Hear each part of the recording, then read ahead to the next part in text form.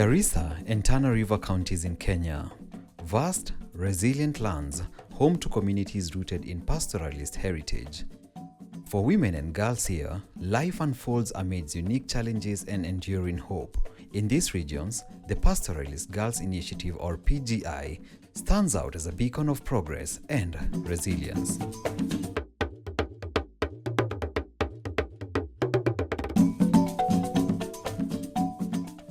Founded in 2001, PGI is dedicated to enhancing the lives of women and girls in Kenya's arid and semi-arid regions.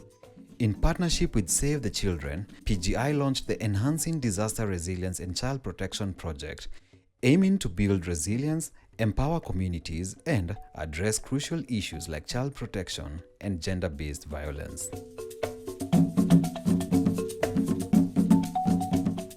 PGI majorly works in Asal counties, that is in Tana River and Garissa counties.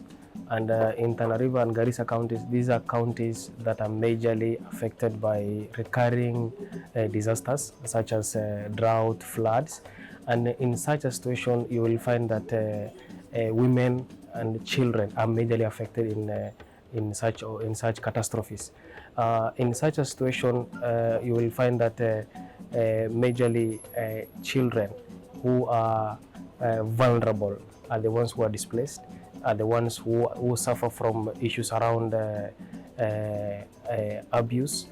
And with the PGI majorly looking to empower communities in terms of addressing gender issues, in terms of addressing poverty, in terms of addressing health, its major motivation now came from, with these recurring disasters, we really need to focus on how best can we ensure that these intertwining components of disaster can be addressed continuously in line with the project thematic areas.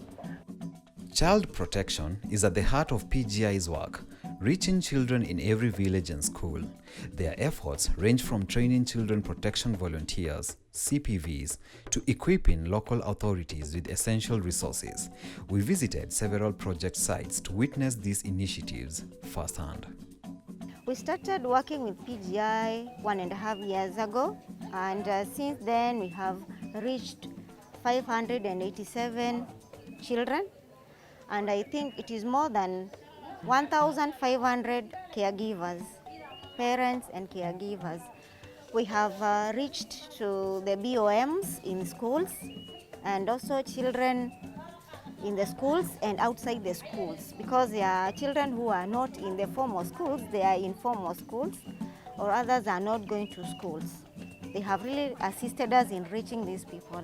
They have really assisted us in recruitment of CPVs, child protection volunteers, and these child protection volunteers have really assisted us in reaching out to the community, being that the office have limited human resource and also financial resources. And we are now able to reach to the community at the right time, being that they live within the community. In Garissa and Tana River, gender-based violence remains a pressing issue. PGI and key county partners are advocating for gender-responsive policies to protect women and girls. Without fear of contradiction, PGI has supported the sector fully and is supporting women issues fully.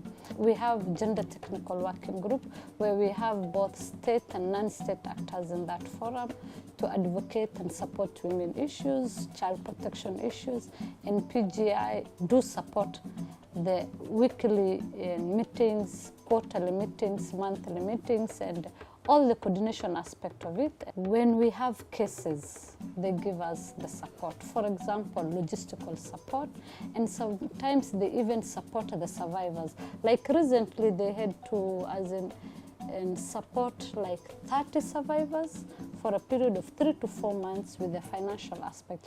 Because sometimes we can have a case that is running, and the community might even say, from the police station to the hospital to the court is a cost, and no one is willing to support you. So PGI stood out and supported, and I can proudly say I'm thankful for the support they give to the survivors. From remote villages to local schools, PGI's initiatives are raising awareness and empowering communities. The project has trained quite a number of child protection volunteers, both in Garissa and Tana County, and this has really helped in terms of empowering them with skills that they can be able now to safely identify cases and also refer those cases, but again also involved in case management. So this has largely improved the local child protection system within the community, helping us to really be able to address the concerns from the community now and scaling up to the different offices.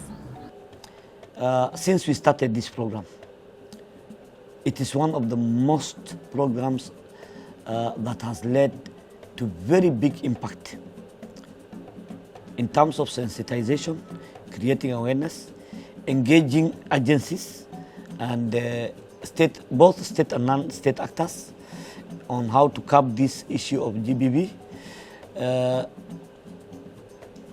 We have also the issue of referral pathways, strengthening the referral pathways. If a survivor, unfortunately, encounters GBV, how would you be able to take this person until he or she gets justice? Through this program, I was able to take 11 cases to court, and I have been able to win. Out of those 11 cases, I won about 4 cases, and 2 are still pending. We had been creating awareness on the impact of FGM, or the hazardous action on child. We had been also championing on child early marriage, that our ladies used to be married at the age of 16, 17, but after making some more awareness and created a community engagement, we rather subsidized the challenges. In Lagdera, PGI has also focused on creating safe, healthy learning environments. We visited Afuene and Gurufa primary schools to see these changes firsthand.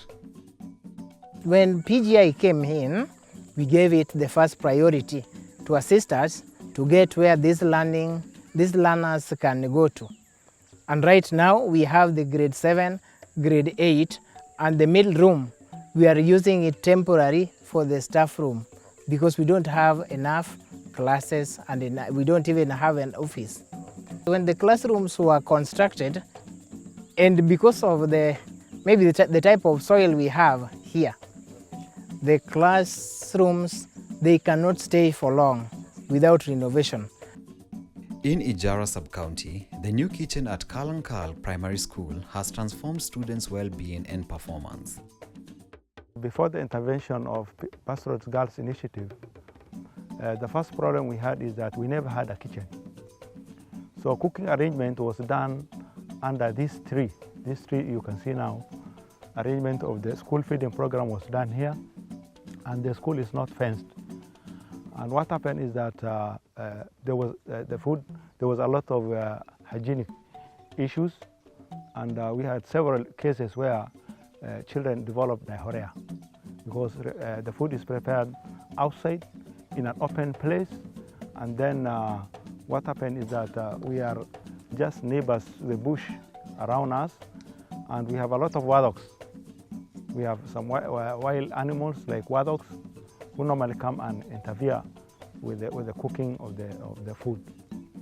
So after the PGI came, we requested them to provide us with a kitchen. In fact, that was our priority, so that the cases I have mentioned here will become minimal.